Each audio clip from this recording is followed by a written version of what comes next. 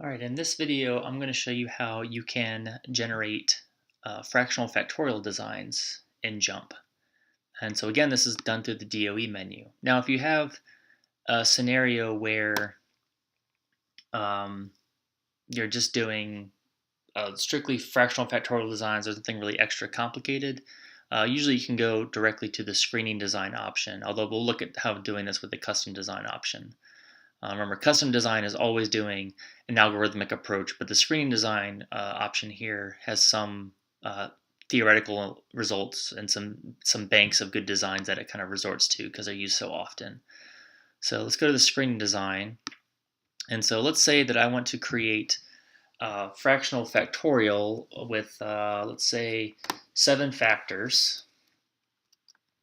So I'll hit, let's just make those continuous. JMP will automatically assume if you pick continuous that there are 2 levels. And so it has x1 to x7. Just to be consistent with kind of what we're seeing, let's rename these A, B, C, D, E, F, and then G, just to make it consistent with what we've seen in class. So hit continue, and just like what we had when I showed you how to do confounded block designs, we have these 2 options of choosing from a list and then generate orthogonal or neurorthogonal designs for main effects only. So if you're in a scenario where you know you're taking some sort of fraction of a 2 to the m experiment, usually you want to go to a list of fractional factorial designs, especially if you're trying to make sure you can estimate not only just main effects, but if possible, estimating 2-factor interactions as well.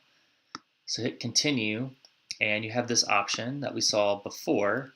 So one is a fractional factorial with 8 runs, and it says resolution 3, so you can estimate main effects only. What that means, as we saw, is that some of your main effects are going to be aliased with 2-factor interactions, and some of your 2-factor interactions are going to be aliased also with each other. There's also something called the Plackett-Berman design, which I'm not sure if we'll have time to go over, but notice this gives you a design where you can estimate all your main effects without them being aliased with each other, and it can do it with 12 runs instead of this being a multiple of, or a power of 2. Hopefully we'll get to that, but maybe not.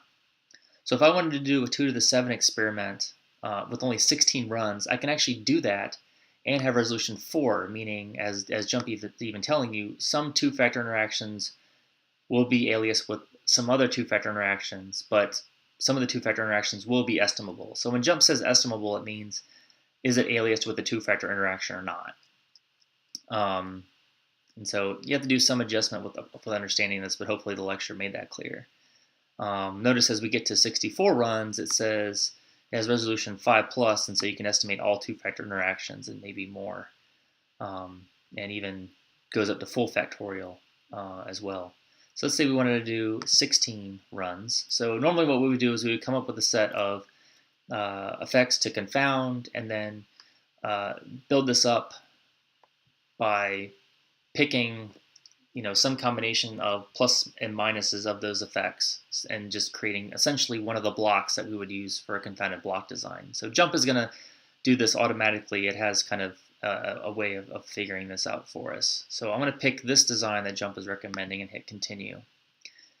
And so right now it's not really telling us how it came up with that, but it does have some options right here that aren't automatically highlighted because some people might not appreciate it. So if I click on change generating rules, what it's showing here is indirectly it's showing us which effects it's choosing to confound. So again, it's not going to tell us what the intercept is confounded with. Again, I'm not quite sure, I guess, why it's doing that, but I guess this is one way of doing it. So what this table is saying is the main effect of E is aliased with the 3-way interaction of BCD.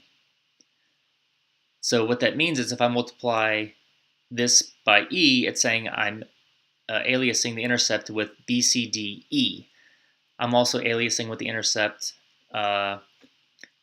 ACDF, and so on and so forth. And so you can change these generating rules by conforming to how JMP kind of has this listed. So you have to see if you pick some defining contrast to alias, you have to figure out how those can be rewritten in terms of main effects of E, F, and G, which isn't too hard. You just multiply both sides by E, and you can figure it out that way. If you're not quite, if you want to see it in the form that we're used to, you can close that and go to aliasing of effects. And again, what JMP spits out by default is it tells you how the two-factor interactions are aliased with each other. So here are some of the two-factor interactions that we're not going to be able to estimate separately from each other, but I believe there are probably some, I don't know what 7 choose 2 is off the top of my head, but I imagine it's larger than what I'm seeing here. There's going to be some two-factor interactions that we can't estimate separately from other two-factor interactions. So these are just the ones that we can't. But again, this is only showing you part of the picture. If you wanted to see the full aliasing structure, just click on this red arrow and go to Show Confounding Pattern. Then it says Show Table of Aliases to what order. So if we wanted the full order, I'm going to say 7, because that's the largest interaction I could look at. I click OK, and it gives me this JMP data set, which gives me all of the interactions. Now, for some reason, annoyingly, it dropped the A, B, C to G ordering. And so here, this is factor 2, 3, 4, and 5. So here are the, even cut it off a little bit. Here are the effects that we've aliased with the intercept or constant C. So the four-way interaction 2, 3, 4, 5, 1, 3, 4, 6, 1, 2, 5, 6. So this is my this is showing that factor E, which is the 5th one, is aliased with B, C, and D. So that's how you can see that right there. And I can keep going down to see how other factors are aliased with other ones if I wanted the full aliasing pattern here, just to wonder. If I only wanted to look at two-factor interactions, I also could have just said that, but this is how you get the full aliasing pattern if you wanted to look at it. So I'll click Don't Save. And then the coded design, this is just showing you the minuses and the pluses if you wanted to look at, which isn't really helpful in actually creating a table, which we can do down here. If I want to do my design evaluation, now when we're doing this sort of fractioning, we're purposefully completely confounding one effect with another effect. So if I go to my color map on correlations, I'm going to have either things being orthogonal to each other, or I'm going to have things that are completely confounded with each other. So it's either 0, or it's either blue, or it's deep red. So I can kind of see that. It's kind of hard to see, I guess, where some of these are confounded with each other. I think you can actually, this is including everything up to, looks like 3-way interactions. So if you only wanted to include it up to 2-factor interactions, I imagine there's a way to do that. I'm not seeing an option for how you can change that. I thought there was. In some cases you can. So sorry about that. But you can see how we're completely confounding some and not all of them. What's important is that the main effects aren't aliased with they're orthogonal to each other, and the main effects are orthogonal to many two-factor interactions, just not all of them. You can see some. Well, the main effects are all orthogonal to the two-factor interactions, but some of the two-factor interactions are aliased with each other. Sorry. Okay, and so as far as making the design, you just click on Make Table. If you want it randomized, then it'll do that automatically. Click Make Table, and there's your design right there. So these conform with these minuses and pluses right there. So let's say you have a scenario where you don't have this nice fractioning. So then what you need to do is generate an orthogonal or near orthogonal design for main effects only. So this is just going to focus on main effect estimation. And so hit continue, and it's going to ask you to specify the number of runs. So let's give it something like a bizarre number of runs. Let's say, I don't know, 15 runs. So I have 7 main effects I need to estimate. So I'm allowing some other things to possibly estimate. So let's see if we can find a design that makes the main effect columns at least orthogonal to each other. So I'll click Make Design, and again it's going to do its algorithmic search. It's going to stress importance on estimating our main effects. So here's some criterion it's using, chi2, chi-squared, I don't really know what that is.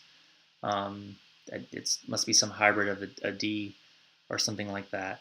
And so here's the design it gave us. So as far as determining whether that design is good or not, let's go to the design evaluation and look at that color map on correlations.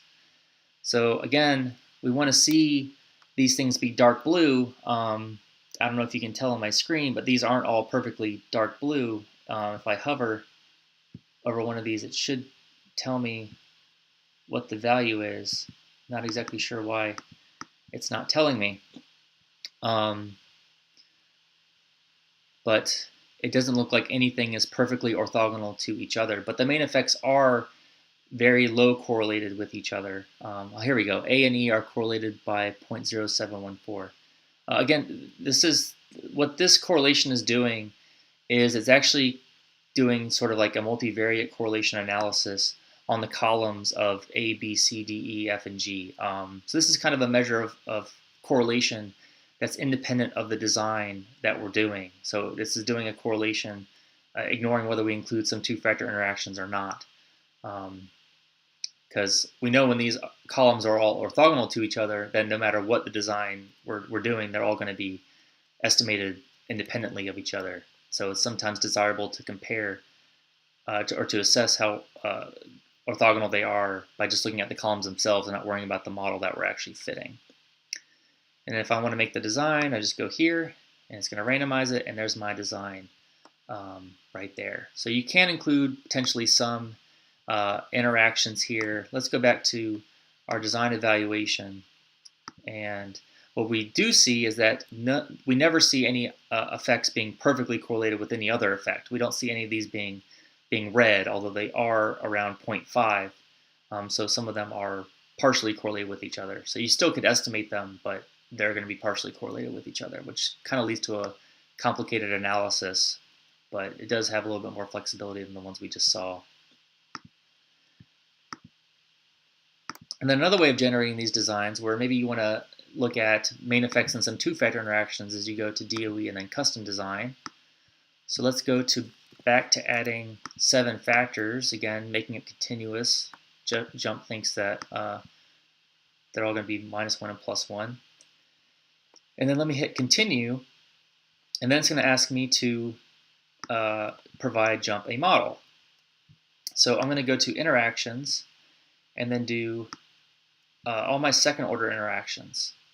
So if I want to make JMP focus on estimating my main effects but allow me to estimate some of my two-factor interactions, what I'm going to do is I'm going to highlight all of my two-factor interactions and then just click, not right-click, and go to if possible. So again, this is going to create some sort of uneven design criteria where it focuses estimation on main effects and then tries to then do a secondary criteria where it focuses on estimation of two-factor interactions. And then I can specify how many runs I want. Let's say, let's go back to doing that 15 example. Let's see if we get the same design that I had before. So this should be a slightly different criterion than what the other algorithm was doing from before. So I didn't save the other one to compare, but here's the design that we get. We can look at the design evaluation by looking at the color map on correlations. And here we see something a little bit different. It looks like some sort of compromise between the design we just saw and sort of a fractional factorial design. Notice we don't see any sort of gray areas right here, but we do see some complete confounding between two-factor interactions. We do see some also non-orthogonality between our main effects as well. So it's doing some sort of compromise sort of between them. Although we can see that our main effects are going to be estimated with minimal correlation with the two-factor interactions, which is desirable. But we had to sacrifice some of the ability to estimate some of the two-factor interactions.